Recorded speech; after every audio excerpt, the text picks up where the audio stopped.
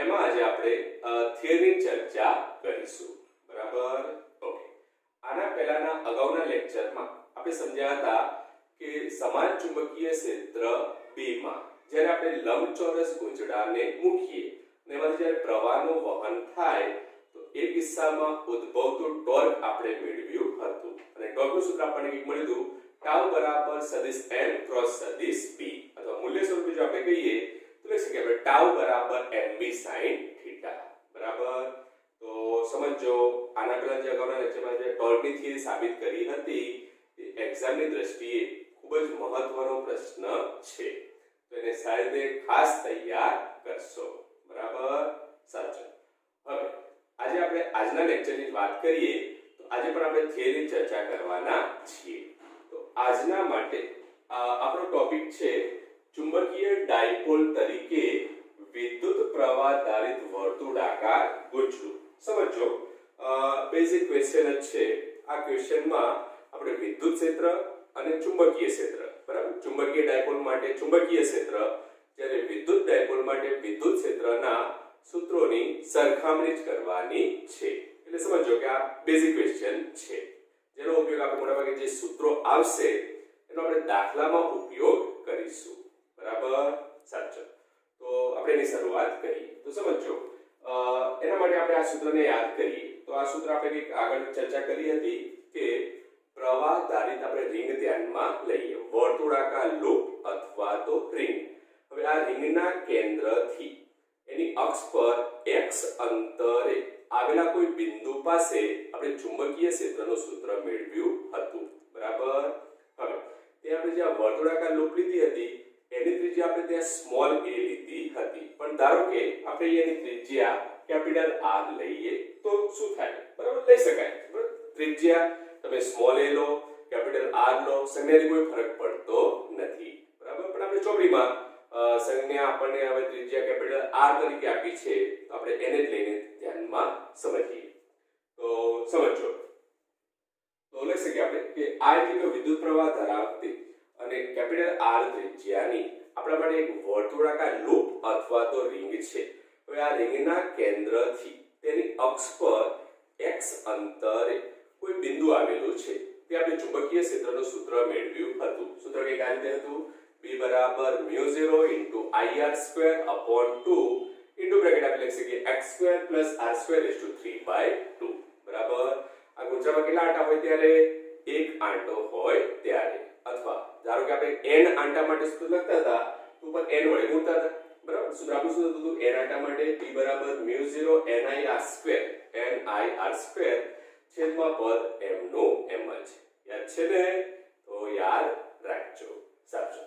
હવે આગળ વાત કરીએ. હવે આ પરિસ્થિતિમાં આપણે કન્ડિશન એવી લઈએ કે જો x is very very greater than r, એનો અર્થ એવો થાય કે આપણે જે પ્રવાહદાત રિંગ લીધી એની ત્રિજ્યા આપણે અહીંયા શું લીધી? Capital R. તો આ જે પ્રવાહદાત રિંગ છે એની ત્રિજ્યા કેપિટલ R ની સાપેક્ષમાં આપણે રિંગના કેન્દ્રથી જે બિંદુ આપણે ચુંબકીય ક્ષેત્ર મેળવવું છે એનું અંતર આપણે શું ધાર્યું? x. તો આ અંતર x એ પ્રવાહદાત રિંગની ત્રિજ્યાની સાપેક્ષમાં આ અંતર કેવું હોય? ઘણું મોટું. તો એ સાપેક્ષમાં આપણે કહી શકીએ કે આપણે એ પરિસ્થિતિમાં x ની સાપેક્ષે આપણે r ને શું કરી શકીએ? અવગણી શકીએ. તો હવે આ જ ટર્મ્સ આપણે આ સૂત્રમાં એપ્લાય કરીએ તો આપણે લખી શકીએ કે જો કન્ડિશન હોય x is very very greater than r તો એ પરિસ્થિતિમાં છેદમાં આપણે x² ની સાપેક્ષમાં r² ને અવગણીએ. તો હવે આપણું ઇક્વેશન શું થશે? તો છેદમાં શું આવશે? x² 3/2. તો હવે પદ આપણું થઈ જશે B બરાબર μ0 IR² upon 2x3. બરાબર? તો આ રીતે આપણે સૂત્રને લખી શકીએ. ચલો આગળ વધીએ.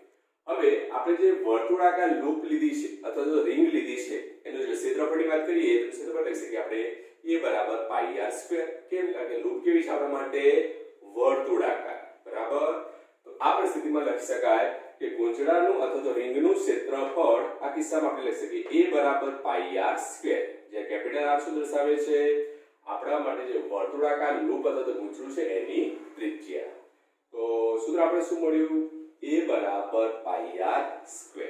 તો લખી શકીએ આપણે r સ્ક્વેર બરાબર a/π સાચું હવે અહીંયા સૂત્રમાં r સ્ક્વેર છે એની જગ્યાએ આપણે શું લખી દઈએ a/π તો હવે આપણા માટે સૂત્ર આવું થઈ જશે b બરાબર μ0 ia upon 2π x³ સમજો r સ્ક્વેર ની જગ્યાએ આપણે શું પદ મૂક્યું a/π ક્લિયર સાચું હવે આગળ વાત કરીએ અગાઉના લેક્ચરમાં આપણે ટોર્કનું જે લેક્ચર સમજ્યા હતા એમાં એક ભૌતિક રાશિ હતી ચુંબકીય ડાયપોલ મોમેન્ટ અને ચુંબકીય ડાયપોલ મોમેન્ટ એને આપણે m વડે દર્શાવતા હતા અને એનું વ્યાપક સૂત્ર હતું m બરાબર ia જો આંટો 1 હોય તો આપણે લખતા m બરાબર ia અને જો n આંટા હોય તો આપણે સૂત્ર લખી શકીએ m બરાબર nia બરાબર તો ચુંબકીય ડાયપોલ મોમેન્ટ નું આપણે માટે અહીં ઇક્વેશન છે m બરાબર ia હવે આ પરિસ્થિતિમાં આપણે લખીએ અહીંયા b બરાબર હવે અહીંયા પદ છે આપણા માટે ia એની જગ્યાએ આપણે m લખી શકીએ તો હવે ઇક્વેશન શું થશે b બરાબર μ0 m upon 2π x³ આ આપણે ચુંબકીય ક્ષેત્રનું સૂત્ર મળ્યું આ સૂત્રને ધારો કે આપણે સદિશ સ્વરૂપે દર્શાવવું છે તેને સદિશ સ્વરૂપે દર્શાવવા માટે આપણે આ સૂત્રને એવું કરીએ અહીંયા પહેલા એને 2 વડે ગુણીએ અને 2 વડે ભાગીએ 2 વડે ગુણીએ અને 2 વડે ભાગીએ અને પછી આપણે એને સદિશ સ્વરૂપે દર્શાવીએ તો હવે આપણા માટે ઇક્વેશન શું થશે સમજો અહીંયા μ0 2m સદિશ upon 4π x³ આ સૂત્રમાં આપણે 2 વડે ગુણીને 2 વડે કેમ ભાગ્યા સમજો કારણ કે આ જે સૂત્ર આપણે મેળવ્યું એ આપણે કોના માટે મેળવ્યું ચુંબકીય ડાયપોલ માટે તેની અક્ષ પરના બિંદુએ ચુંબકીય ક્ષેત્ર હવે આવું સૂત્ર તમે ભણ્યા હતા ચેપ્ટર 1 માં સૂત્ર શું હતું વિદ્યુત ડાયપોલ માટે તેની અક્ષ પરના બિંદુએ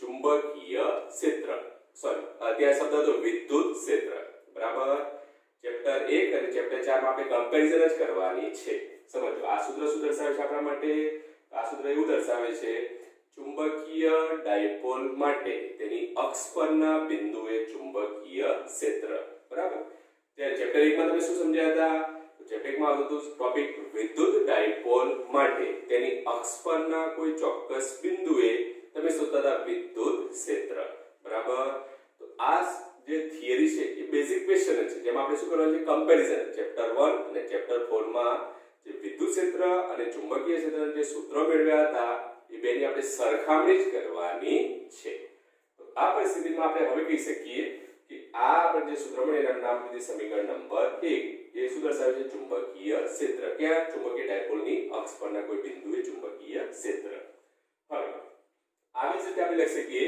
ચેપ્ટર 1 પરથી તો વિદ્યુત ડાયપોલ માટે તેની અક્ષ પર આવેલા કોઈ બિંદુએ આપણે શોધવું વિદ્યુત ક્ષેત્ર તો એ સૂત્ર તમે આ રીતે મેળવતા હતા તે સૂત્ર આવ્યું ચેપ્ટર 1 માં સદિશ E બરાબર 2 k સદિશ P upon x³ હવે સમજો ચેપ્ટર 1 માં તમે ત્યાં અંતર r લેતા હતા એટલે ચેપ્ટર 1 માં જો થિયરી જોશો તો upon r³ હશે બરાબર અંતર તો તમે r થી દર્શાવો x થી દર્શાવો કોઈ જ ફરક પડતો નથી તો આપણા માટે વિદ્યુત ક્ષેત્ર E નું સૂત્ર છે 2kP upon x³ બરાબર ચોકીમાં જોશો ચેપ્ટર 1 માં સૂત્ર આવશે 2kP upon r³ તો સૂત્ર સેમ જ છે ક્લિયર ઓકે અહીંયા P શું દર્શાવતું હતું તો P દર્શાવે છે વિદ્યુત ડાયપોલ મોમેન્ટ જેની દિશા આપણે શું કહેતા હતા ઋણ વિદ્યુત ભારથી ધન વિદ્યુત ભાર તરફની હોય છે -q to +q તરફ બરાબર સાચું હવે k ને આપણે લખી દઈએ 1/4πε0 બરાબર કારણ કે આપણે આ સૂત્ર સાથે સરખામણી કરવી છે અહીંયા 4π છે અહીંયા 4π આવે એટલા માટે હવે ખ્યાલ આવ્યો કે આ સૂત્રને આપણે શું કર્યું અહીંયા 2 વડે ગુણ્યા અને 2 વડે ભાગ્યા કારણ કે આપણે છેદમાં શું લાવતું 4π કેમ કારણ કે આપણે કમ્પેર કરવી છે એટલા માટે બરાબર સાચું તો લખી શકાય વિદ્યુત ક્ષેત્ર E બરાબર 2 P P આપણે એટલા માટે લખ્યું E અહીંયા શું દર્શાવે છે વિદ્યુત માટે ઇલેક્ટ્રિક તો આપણે લખીએ અહીંયા વિદ્યુત ડાયપોલ મોમેન્ટ P k ની જગ્યાએ આપણે શું લખી શકીએ 1/4πε0 x³ બરાબર તો સમીકરણ 1 શું દર્શાવે છે ચુંબકીય ડાયપોલની અક્ષ પરના બિંદુએ ચુંબકીય ક્ષેત્ર સમીકરણ 2 શું દર્શાવે છે વિદ્યુત ડાયપોલની અક્ષ પરના કોઈ બિંદુએ વિદ્યુત ક્ષેત્ર ક્લિયર ઓકે હવે આપણે સમીકરણ 1 અને સમીકરણ 2 ને સરખાવીએ તો સમજો અહીંયા ભૌતિક રાશિ ઉપર શું છે μ0 ચલો 4π મળે તો છે જ કોમન, પણ આપણે બે અચળાંકની સરખામણી કરીએ. μ0 શું દર્શાવે? શૂન્યાવકાશની પરમિએબિલિટી, જ્યારે એપ્સિલોન 0 શું દર્શાવે? શૂન્યાવકાશની પરમિટિવિટી. બરાબર. તો આપણે બે અચળાંકની કમ્પેરિઝન કરીએ તો લખી શકીએ આપણે μ0 તો આ સૂત્રમાં અહીંયા આપણે શું મળ્યું? 1/ε0. બરાબર. તો અચળાંક આપણે આ રીતે વ્યસ્ત પ્રમાણમાં છે એમ કહી શકીએ. સાચું. લઈએ આપણે m શું દર્શાવે? ચુંબકીય ડાયપોલ મોમેન્ટ. p શું દર્શાવે? વિદ્યુત ડાયપોલ મોમેન્ટ. તો બંને ઉપર જ છે અંશમાં, તો બંને કેવી એકબીજાના સમપ્રમાણમાં છે એમ કહી શકીએ સૂત્રની સામ્યતા પ્રમાણે. તો લખી શકીએ આપણે m/p દર્શાવી શકાય. ઓકે. હવે અહીંયા આવે છે ચુંબકીય ક્ષેત્ર b, જ્યારે અહીંયા આવે છે વિદ્યુત ક્ષેત્ર e. એને પણ આપણે આ રીતે કમ્પેરિઝન કરી શકીએ. અહીંયા માત્ર સંબંધ કેવો મળે છે? વ્યસ્ત પ્રમાણ. બરાબર. તો આ પદ શું દર્શાવે છે? વિદ્યુત ક્ષેત્ર અને ચુંબકીય ક્ષેત્રના જે આપણે સૂત્ર મેળવ્યા ડાયપોલની અક્ષ પર, આ બંને સૂત્રની સામ્યતાઓ, એમાં શું સમાન છે અથવા શું ફરક છે એ આપણે આ પરિબળથી સમજી શકીએ, અથવા આ ઘટકથી આપણે એને સમજી શકીએ. બરાબર. સાચું. હવે આગળ વાત કરીએ. ચેપ્ટર 8 આગળ યાદ કરીએ. વિદ્યુત ડાયપોલના લંબ દ્વિભાજક પર આવેલા કોઈ બિંદુએ વિદ્યુત ક્ષેત્ર, તો સૂત્ર તમે ભણ્યા હતા -kp/r3. યાદ કરો ચેપ્ટર 8. વિદ્યુત ડાયપોલના લંબ દ્વિભાજક પર આવેલા કોઈ બિંદુએ વિદ્યુત ક્ષેત્રનું સૂત્ર, અથવા ત્યાં શબ્દ વાપરતા ડાયપોલની વિષુવરેખા પર, કદાચ એ રીતે પણ યાદ હોય તો યાદ કરો. બરાબર. તો એ પરિસ્થિતિમાં લંબ દ્વિભાજક પર વિદ્યુત ક્ષેત્રનું સૂત્ર -kp/r3. આપણે એ સૂત્ર લખ્યું છે, અંતર આપણે અહીંયા x વડે દર્શાવ્યું છે. તો સૂત્ર આપણને મળશે સદિશ E બરાબર -kp સદિશ/x3. P શું દર્શાવશે? વિદ્યુત ડાયપોલ મોમેન્ટ. સાચું. હવે આ સૂત્રમાં k ની જગ્યાએ આપણે શું લખી દઈએ? 1/4πε0. તો આપણા માટે ઇક્વેશન થઈ ગયું આ રીતે. બરાબર. અને નામ આપી દઈએ સમીકરણ નંબર 3. હવે આવી જ આપણે સૂત્ર લખવું છે ચુંબકીય ડાયપોલ માટે ચુંબકીય ક્ષેત્રનું. તો લંબ દ્વિભાજક પર ચુંબકીય ક્ષેત્રનું સૂત્ર લખવું હોય તો લખી શકીએ આપણે સદિશ P બરાબર, હવે સમજો આ સૂત્ર ઉપર આપણે આ સૂત્ર લખવું છે કોના માટે? ચુંબકીય ક્ષેત્ર માટે. આ સૂત્ર કોના માટે લખતું? વિદ્યુત ક્ષેત્ર માટે. ચુંબકીય ક્ષેત્રનું સૂત્ર મેળવવા માટે આ તો બંને કેવા એકબીજાના સમપ્રમાણમાં છે એમ કહી શકાય. તો કમ્પેરિઝન માટે લખી શકીએ જ્યાં E હોય ત્યાં તમે B લખી શકો ડાયરેક્ટલી. તો સમજો E છે ત્યાં આપણે શું લખી દીધું? B. બરાબર. ઇઝ ઇક્વલ ટુ, હવે સમજો 1/ε0 છે, 4π તો 4π કોમન છે, 1/ε0. તો 1/ε0 ની જગ્યાએ તમે શું લખી શકો? μ0 માટે લખ્યું આપણે અહીંયા μ0. ઓકે. જ્યાં p હોય ત્યાં તમે m લખી શકો, p છે ત્યાં તમે ડાયરેક્ટ m લખી શકો છો. તો હવે આ કિસ્સામાં ચુંબકીય ક્ષેત્રનું સૂત્ર શું મળ્યું? તો સદિશ b બરાબર લખી શકીએ આપણે μ0 - μ0 * m સદિશ/4π * x3. તો આ કહી શકાય વિદ્યુત ડાયપોલ માટે વિષુવરેખા પર અથવા તો લંબ દ્વિભાજક પર વિદ્યુત ક્ષેત્રનું સૂત્ર. તો એવું જ આ સૂત્ર કોના માટે? ચુંબકીય ક્ષેત્રનું સૂત્ર. બરાબર. હવે કન્ડિશન આ શું લખી શકીએ આપણે? x > r હોય એ પરિસ્થિતિમાં આપણે ચુંબકીય ક્ષેત્ર B આ સૂત્ર વડે દર્શાવી શકીએ. તો આનો ઉપયોગ આપણે દાખલામાં કરવાનો આવશે. બરાબર. આ માત્ર એક કમ્પેરિઝન જ છે. ચેપ્ટર 1 ચેપ્ટર 4 બેમાં વિદ્યુત ક્ષેત્ર અને ચુંબકીય ક્ષેત્રના જે સૂત્ર મળ્યા એની આપણે માત્ર શું કરી છે? Basic comparison. બરાબર. આવો કે થિયરીમાં પ્રશ્ન પૂછાય નહીં, પણ આ સૂત્રનો ઉપયોગ તમે દાખલામાં એક્ઝામ્પલમાં કરી શકો છો. ક્લિયર? તો આપણા માટે અહીંયા સમીકરણ 4 મહત્વના છે. સમીકરણ 1, સમીકરણ 2, 3 અને 4. એમાં સમીકરણ 2 અને 3 ચેપ્ટર 1 માં આવી ચૂક્યા છે. બરાબર. ચેપ્ટર 1 માં તમે ભણી ચૂક્યા છો. તો આપણા માટે એના ઉપરથી આપણે બે સૂત્ર જે મેળવ્યા એ આપણે કહી શકીએ સમીકરણ 1 અને સમીકરણ 4. આ સૂત્ર દર્શાવે છે ચુંબકીય ક્ષેત્ર ક્યાં? ચુંબકીય ડાયપોલની અક્ષ પર. ત્યારે આ કહી શકાય ચુંબકીય ડાયપોલને વિષુવરેખા પર આવેલા કોઈ બિંદુ માટે ચુંબકીય ક્ષેત્ર. બરાબર. તો માત્ર બેઝિક ક્વેશ્ચન. બરાબર. થિયરીની દ્રષ્ટિએ ઇમ્પોર્ટન્ટ નથી, પણ આ સૂત્રનો ઉપયોગ કરીને તમે દાખલા ગણી શકો છો. ઓકે. જોઈએ આપણે નેક્સ્ટ ટોપિક. ટાઇટલ છે પરિભ્રમણ કરતા ઇલેક્ટ્રોનની ચુંબકીય ડાયપોલ મોમેન્ટ. પ્રશ્ન મોટા ભાગે 2 અથવા તો 3 માર્ક્સમાં પૂછાય, બરાબર, જેને આપણે તૈયાર કરશું. ઓકે, સાચું. હવે ફરીથી આપણે વાત કરી લઈએ. ટાઇટલ આપણા માટે છે પરિભ્રમણ કરતા ઇલેક્ટ્રોનની ચુંબકીય ડાયપોલ મોમેન્ટ. એટલે આપણે કહી શકીએ magnetic dipole moment of revolving or rotating electron. બરાબર, ટાઇટલ આપણા માટે સિમ્પલ જ છે. ટાઇટલ શું છે? પરિભ્રમણ કરતા ઇલેક્ટ્રોનની ચુંબકીય ડાયપોલ મોમેન્ટ, અથવા આપણે કહી શકીએ the magnetic dipole moment of a revolving or rotating electron. બરાબર છે. હવે સમજો. તો એના માટે આપણે એક ભૌતિક વૈજ્ઞાનિકને યાદ કરીએ, નીલ બોર. કદાચ નામ સાંભળ્યું હોય તો કેમિસ્ટ્રીમાં તમે પરમાણુ વિશે ભણ્યા હોય તો કદાચ નામ આવ્યું હશે, નીલ બોર. ના આવ્યું હોય તો કોઈ ચિંતા કરવાની નહીં. તો આપણા માટે ધોરણ 12 માં જ ભાગ 2 માં ચેપ્ટર નંબર 12 12મું ચેપ્ટર છે પરમાણુ વિશે. તો એમાં આપણે આ ડિટેલમાં એના પરમાણુ મોડેલ વિશે ચર્ચા કરીશું. તો અહીંયા આપણે ખાલી બેઝિક ઇન્ફોર્મેશન માટે કહી શકીએ કે ભૌતિક વૈજ્ઞાનિક થઈ ગયા નીલ બોર. આ નીલ બોર નામના વૈજ્ઞાનિકે પરમાણુ મોડેલ રજૂ કર્યું હતું. આ પરમાણુ મોડેલ એમને રજૂ કર્યું, એના નામ પરથી એને બોર મોડેલ પણ કહેવામાં આવે છે.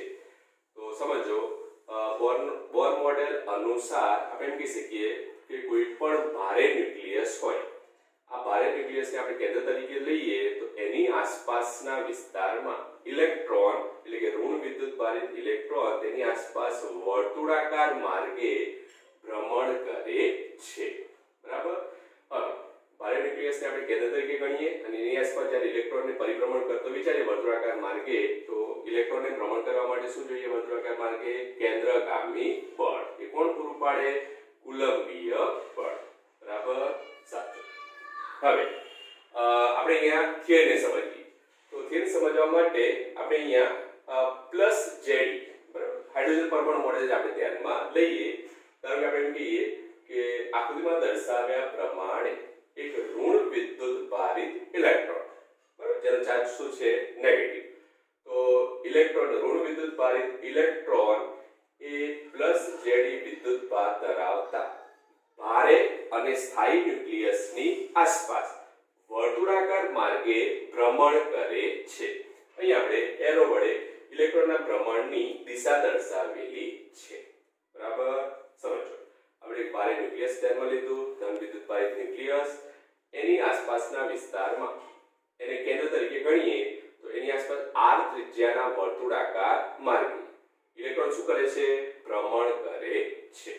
તો અહીં આપણે આ ઇલેક્ટ્રોનનો અહીંયા ગતિમાર્ગ દર્શાવેલો છે. હવે સમજો કે આ જે ઇલેક્ટ્રોન વર્તુળાકાર માર્ગે ભ્રમણ કરે તેની કક્ષીય ત્રિજ્યા ધારો કે કેટલી છે? Small r. સ્મોલ r શું દર્શાવે છે? તેની કક્ષીય ત્રિજ્યા. અને v શું દર્શાવે છે? તેના માટે વેગની દિશા. બરાબર, ઓકે. તો વેગની દિશા હંમેશા શું હોય? વર્તુળાકાર માર્ગે જ્યાં વિદ્યુત ભારિત કણ પહોંચે ત્યારે તે બિંદુ આપણે શું દોરવાનું? સ્પર્શક. તે દિશામાં આપણે વેગની દિશા મળે, જે તમે નિયમિત વર્તુળાકાર ગતિની થિયરીમાં ભણી ચૂક્યા છો. તો સિમ્પલ આપણા માટે અહીંયા શું છે ટાઇટલ? આપણે એમ કહી શકીએ કે ઋણ વિદ્યુત ભારિત ઇલેક્ટ્રોન એ પ્લસ જેડી વિદ્યુત ભાર ધરાવતા ભારે અને સ્થાયી ન્યુક્લિયસની આસપાસ શું કરે છે? વર્તુળાકાર માર્ગે ભ્રમણ કરે છે. બરાબર.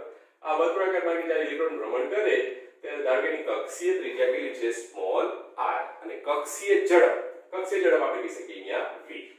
બરાબર, એ જ આપણે માની શું થાય? કક્ષીય ઝડપ. ઇલેક્ટ્રોન જ્યારે વર્તુળાકાર માર્ગે ભ્રમણ કરે છે, આ ન્યુક્લિયસની આસપાસ જ્યારે ઇલેક્ટ્રોન વર્તુળાકાર માર્ગે ભ્રમણ કરે છે ત્યારે ઇલેક્ટ્રોન ભ્રમણ કરે એટલે વિદ્યુતભારો ગતિ કરે. વિદ્યુતભાર ગતિ કરે તો વિદ્યુત પ્રવાહનું શું થાય? નિર્માણ થાય. બરાબર.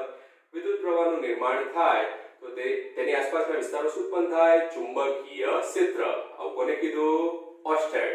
બરાબર. શરૂઆતમાં આપણે વાત કરી હતી કે ઓર્સ્ટેડનું અવલોકન શું હતું? તો ઓર્સ્ટેડે એમ કીધું કે જ્યારે પણ પ્રવાહનું વહન થાય અથવા વિદ્યુતભારો ગતિ કરે તો તેની આસપાસના વિસ્તારમાં ચુંબકીય ક્ષેત્ર એટલે કે મેગ્નેટિક ફિલ્ડ જનરેટ થાય છે. બરાબર, સાચું. તો આ પરિસ્થિતિમાં ઇલેક્ટ્રોન ભ્રમણ કરે ત્યારે પ્રવાહનું નિર્માણ થાય. તો પ્રવાહનું સૂત્ર આપણે વિદ્યુત પ્રવાહનું સૂત્ર basic I q / t chapter number 3. બરાબર. તો લખી શકાય આપણે I q / t. હવે આપણે અહીંયા ઇલેક્ટ્રોન લીધો છે માટેની નિશાની આપણે સંજ્ઞા આપણે શું લઈએ? E. તો તો લખી શકીએ આપણે આના આ સૂત્ર ઉપરથી પ્રવાહ અહીંયા I બરાબર E/T. હવે સમજો અહીંયા આપણે સમય સ્મોલ t વડે દર્શાવ્યો તો અહીંયા સમય આપણે શું દર્શાવ્યું કેપિટલ T. તો કેપિટલ T શું દર્શાવે આવર્તકાળ. તો અહીંયા ઇલેક્ટ્રોન શું કરે છે એક પરિભ્રમણ પૂર્ણ કરે. એ કિસ્સામાં આપણે લાગતો સમય એને આપણે લખી શકીએ આવર્તકાળ T. બરાબર. તો આપણા માટે અહીંયા વિદ્યુત પ્રવાહનું સૂત્ર શું મળ્યું I બરાબર E/T. જેને આપણે નામ આપી દઈએ સમીકરણ નંબર 1. ક્લિયર? સાચું. હવે આગળ હવે આ ઇલેક્ટ્રોન છે આ ઇલેક્ટ્રોન એ r ત્રિજ્યાના કક્ષીય ઝડપ કેટલી છે એના માટે v. બરાબર સમજો ભારે ન્યુક્લિયસને આપણે કેન્દ્ર તરીકે ગણીએ તો એની આસપાસ r ત્રિજ્યાના શું છે કક્ષીય ત્રિજ્યા અને v શું છે કક્ષીય ઝડપ. તો v જેટલી ઝડપથી તે વર્તુળાકાર માર્ગે શું કરે છે ભ્રમણ કરે છે. આ પરિસ્થિતિમાં આપણે કક્ષીય ઝડપનું સૂત્ર લખવું હોય તો લખી શકીએ આપણે કક્ષીય ઝડપ એટલે કાપેલું કુલ અંતર ભાગ્યા લાગતો સમય. એક પરિભ્રમણ પૂર્ણ કરે તો કાપેલું કુલ અંતર કેટલું તો અહીંયા એનો ગતિમાન કેવો છે વર્તુળાકાર. તો કાપેલું અંતર શું કહેવાય વર્તુળનું પરિઘ. તો આપણે લખી શકીએ અહીંયા 2πr અને એક પરિભ્રમણ માટે લાગતો સમય કેટલો આવર્તકાળ જેટલો પણ લખી શકીએ આપણે t. તો આ સૂત્ર તમે ઓલરેડી અગાઉ પણ ચેપ્ટર 8 ગુરુત્વાકર્ષણમાં ભણી ચૂક્યા છો 11 માં. બરાબર સાચું. તો v બરાબર લખી શકીએ 2πr/t. તેના પરથી આવર્તકાળનું સૂત્ર t બરાબર શું થશે તો t બરાબર લખી શકીએ આપણે 2πr/v. ચલો આ t નું સૂત્ર મળ્યું એને આપણે સમીકરણ 1 માં મૂકી દઈએ. તો હવે આપણા માટે પ્રવાહનું સૂત્ર શું થશે સમજો અહીંયા I બરાબર E અને t ની જગ્યાએ વ્યસ્ત એટલે કે આપણે લખી શકીએ ev/2πr. બરાબર. આ મળી ગયું આપણને સમીકરણ નંબર 3. હવે આગળ આપીએ આપણા માટે ચુંબકીય ડાયપોલ મોમેન્ટ. તો ચુંબકીય ડાયપોલ મોમેન્ટનું સૂત્ર આપણે શું કરતા હતા μ = Ia. હવે અહીંયા L કેમ લખ્યું છે આપણે પછી વાત કરીએ. અત્યારે ખાલી સમજો μ. ચોપડીમાં આપણે સંજ્ઞા μ આપી છે તો આપણે એટલા માટે સંજ્ઞા અહીંયા μ લઈએ છીએ. બાકી નોર્મલી આપણે ચુંબકીય ડાયપોલ મોમેન્ટ m વડે દર્શાવતા હતા. આપણે શું લખતા હતા m = Ia. પછી આપણે સંજ્ઞા આપી છે μ એટલે આપણે લખીએ છીએ μ. લખી શકીએ આપણે ચુંબકીય ડાયપોલ મોમેન્ટ μ = Ia. હવે સમજો કે ગતિમાન કેવો છે વર્તુળાકાર. તો ક્ષેત્રફળ શું થાય πr². વર્તુળાકાર માર્ગની ત્રિજ્યા કેટલી છે સ્મોલ r. તો લખી શકીએ આપણે I × πr². બરાબર. ઓકે. હવે ચુંબકીય ડાયપોલ મોમેન્ટનું સૂત્ર મળ્યું છે આપણે I ની જગ્યાએ સમીકરણ 3 ની કિંમત મૂકી દો ev/2πr × πr². તો આ પરિસ્થિતિમાં આપણે ચુંબકીય ડાયપોલ મોમેન્ટનું સૂત્ર મળશે evr/2. બરાબર. સૂત્ર શું મળ્યું μ = evr/2 જેને આપણે ટાઇટલ આપી દઈએ સમીકરણ નંબર 4. હવે આગળ વાત કરીએ. હવે આ સમીકરણથી આપણને મળ્યું કે આપણે કોને ગતિ કરાવી છે ઇલેક્ટ્રોન.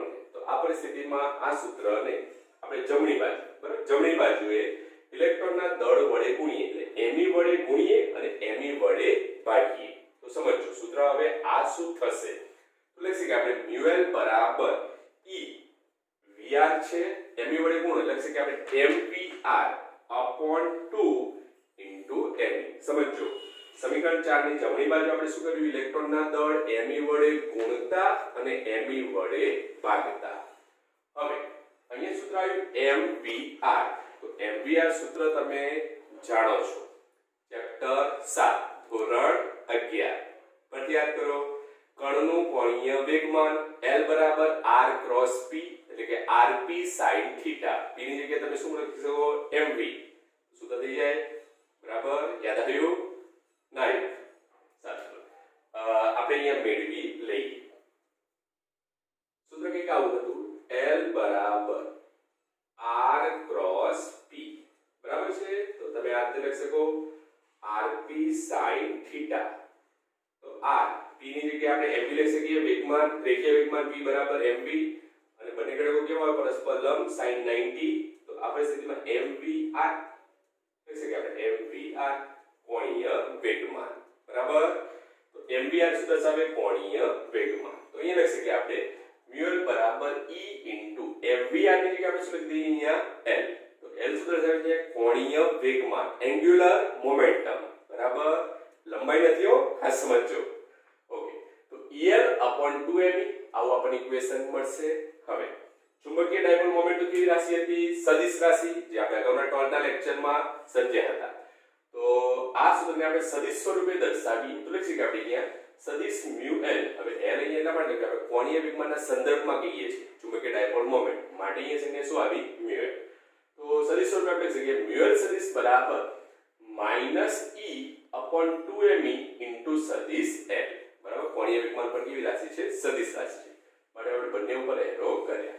હવે સમજો અહીંયા આપણે -e કેમ લખ્યું, e ની જગ્યાએ -e કેમ લખ્યું તો સદિશ સ્વરૂપે આપણે દર્શાવીએ તો સમજો કે અહીંયા આપણે ધન વિદ્યુતભારિત ન્યુક્લિયસની આસપાસ આપણે ઇલેક્ટ્રોનને પરિભ્રમણ કરાવીએ છીએ. તો ઇલેક્ટ્રોન માટે આપણે નિશાની શું કરીએ ચાર્જ -e. બરાબર, હવે આ પરિસ્થિતિમાં આપણે કહી શકીએ કે ચુંબકીય ડાયપોલ મોમેન્ટ અને કોણીય વેગમાન બંને કેવા હશે પરસ્પર વિરુદ્ધ દિશામાં હશે. કેમ? કારણ કે નિશાની શું આવી અહીંયા માઈનસ. આ બે જ રાશિ આપણા માટે સદિશ છે. તો આ પરિસ્થિતિમાં આપણે કહી શકીએ કે ચુંબકીય ડાયપોલ મોમેન્ટ એ કોણીય વેગમાન કરતા કેવી દિશામાં હશે પરસ્પર વિરુદ્ધ દિશામાં હશે. હવે આપણે એની દિશા નક્કી કરીએ. સમજો આપણા માટે સૂત્ર શોધો સદિશ L બરાબર R ક્રોસ સદિશ P. બરાબર, આપણે આ સૂત્રનો ઉપયોગ કરીએ તો R થી P તરફ આપણે ભ્રમણ કરાવીએ તો કોણીય વેગમાનની દિશા નક્કી કરવા માટે આપણે જમણા હાથના સ્ક્રૂના નિયમનો ઉપયોગ કરતા હતા. આપણા માટે અહીંયા સ્થાન સદિશ આપણે કહી શકીએ R અને અહીંયા વેગ V. તો વેગમાન P પણ આપણને આ દિશામાં મળશે. બરાબર, તો આ દિશામાં આપણે શું મળશે વેગમાન P.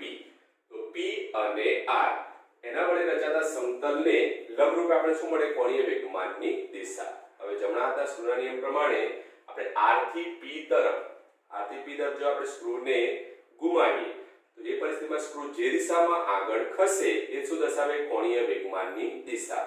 અને આ રીતે જો આપણે દિશા શોધીએ તો એ પરિસ્થિતિમાં કોણીય વેગમાનની દિશા R અને P વડે રચાતા સમતલને લંબરૂપે અને કઈ તરફ મળશે આપણને બહાર તરફ. માટે આપણે અહીં લખ્યું છે જો સદિશ L ડોટ વડે એટલે કે કોણીય વેગમાન આપણે સમતલને લંબ અને કઈ તરફ છે બહાર તરફ છે.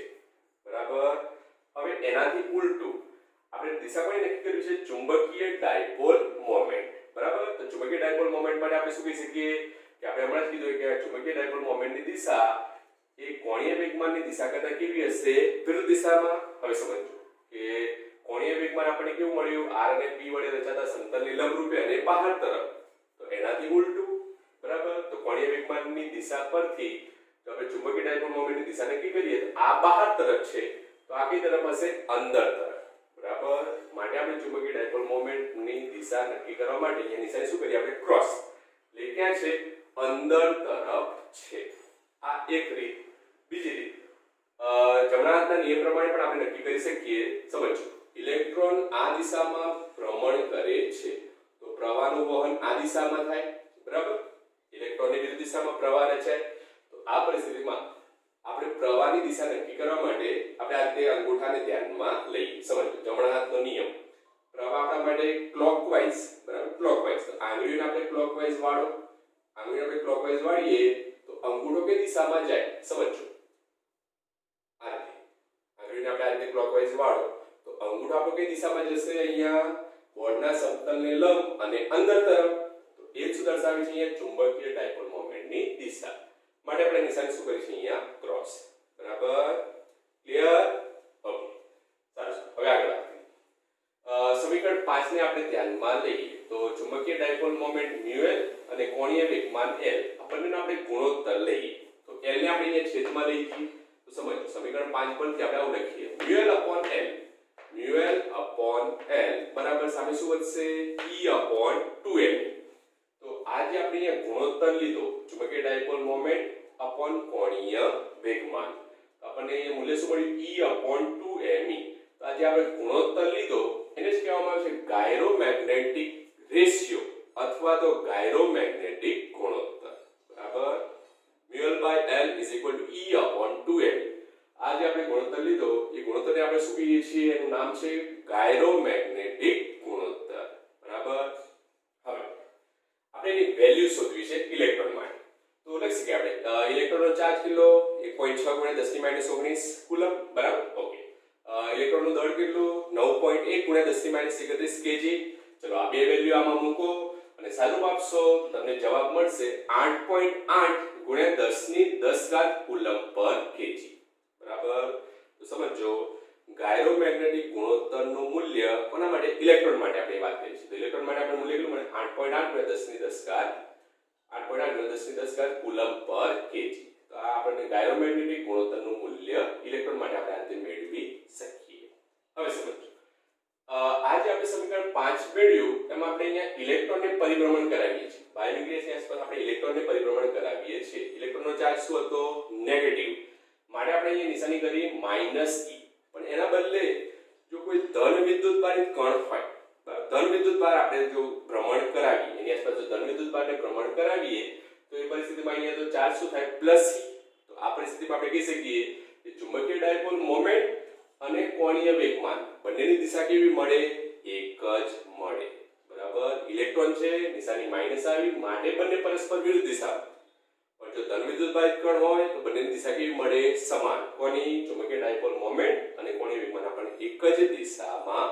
મળે ક્યારે ચાર્જ પોઝિટિવ હોય ત્યારે બરાબર સાચું હવે આગળ વધીએ આના ઉપરથી એક બેસિક પ્રશ્ન છે સમજાવો બોર મેગ્નેટોન બરાબર સમજો શબ્દ આપણે શું છે સમજાવો બોર મેગ્નેટોન તો બોર મેગ્નેટોનને સમજવા માટે આપણે બોરને યાદ કરીએ નીલ બોર વૈજ્ઞાનિકને યાદ કરીએ તો વૈજ્ઞાનિકે એમના કંઈક અધિતર્ક આપેલા હતા બોરના અધિતર્ક આપણે બે અધિતર્કની વાત કરીશું 12મા ચેપ્ટરમાં 12મું ધોરણ 12મું ચેપ્ટર બરાબર પણ કદાચ કેમિસ્ટ્રીમાં ભણી ચૂક્યા હોય તો આપણે અહીંયા વાત કરીએ બોરનો પ્રથમ અધિતર્ક બરાબર તો બોરના પ્રથમ અધિતર્ક અનુસાર બોરે એવું જણાવ્યું કે જ્યારે કક્ષામાં પરિભ્રમણ કરતા ઇલેક્ટ્રોનની વાત કરી બરાબર કક્ષામાં પરિભ્રમણ કરતો ઇલેક્ટ્રોન આપણે ધ્યાનમાં લઈએ તો એ પરિસ્થિતિમાં એનું કોણીય વેગમાન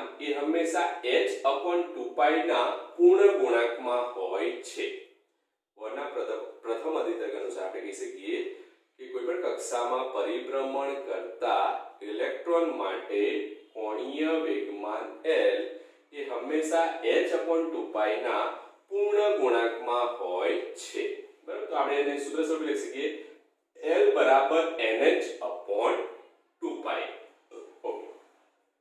તો n ત્યાં સૂત્ર થાય પ્રાકૃતિક સંખ્યા લખી શકીએ n 1 2 3 આપણે કહી શકીએ હવે સમીકરણ 5 આપણે ધ્યાનમાં લઈએ આ સમીકરણ આપણે ધ્યાનમાં લઈએ તો આ સમીકરણમાં અહીંયા આપણે કોણીય વેગમાન L ની જગ્યાએ શું લખી શકીએ nh/2π અને આ પરિસ્થિતિમાં હવે આપણે n ની વેલ્યુ સૌપ્રથમ શું મૂકીએ n = 1 બરાબર n ની વેલ્યુ આપણે શું લઈએ 1 તો n ની વેલ્યુ જો આપણે અહીંયા 1 લઈએ L ની જગ્યાએ આપણે શું મૂકીએ nh/2π અને n ની કિંમત લઈએ આપણે 1 તો એ પરિસ્થિતિમાં આપણને આ ચુંબકીય ડાયપોલ મોમેન્ટ અથવા મેગ્નેટિક ડાયપોલ મોમેન્ટ જે મળશે એ કેવી મળશે લઘુત્તમ બરાબર કારણ કે વેલ્યુ કેવી છે મિનિમમ વેલ્યુ મિનિમમ તો મૂલ્ય પણ કેવું મળે મિનિમમ બરાબર તો સમજો આપણે આ સૂત્રને ધ્યાનમાં લઈએ તો લખી શકીએ આપણે μL E/2me L ની જગ્યાએ આપણે શું લખી શકીએ nh/2π હવે વેલ્યુ આપણે બધી મૂકી દઈએ તો અહીંયા આપણે મૂલ્ય કેવું મળશે મિનિમમ એટલે કે આપણે μL minimum = E 1.6 × 10 - 19 n ની વેલ્યુ આપણે 1 લઈએ તો આ પરિસ્થિતિમાં આપણને ચુંબકીય ડાયપોલ કેવી મળશે પ્રાથમિક અથવા તો મિનિમમ તો 1 * પ્લાન્ક કોન્સ્ટન્ટ h ની વેલ્યુ 6.63 × 10 - 34 upon 2 ઇલેક્ટ્રોનનું દળ 9.1 × 10 - 31 upon into આપણે લખીએ છેદમાં 2 × 3.14 બરાબર હવે આ પદ જો સાદુરૂપ આપશો તો તમને ચુંબકીય ડાયપોલનું લઘુત્તમ મૂલ્ય કેટલું મળશે 9.27 × 10 - 24 એમ્પિયર × મીટર સ્ક્વેર બરાબર તો આ તમને મળ્યું ચુંબકીય ડાયપોલ મોમેન્ટનું મૂલ્ય આ મૂલ્ય કેવું મળ્યું આપણને લઘુત્તમ આ જે લઘુત્તમ મૂલ્ય મળ્યું એને જ કહેવામાં આવે છે બોર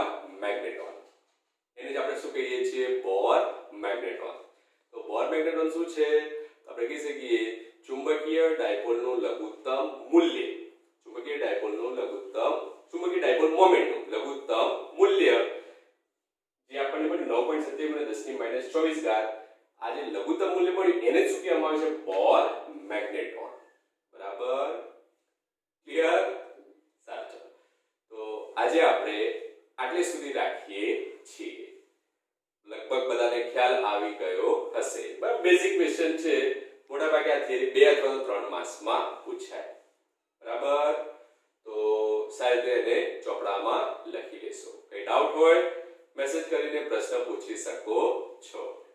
ઓકે, મળીશું પાછા નવા લેક્ચર સાથે. ઓકે.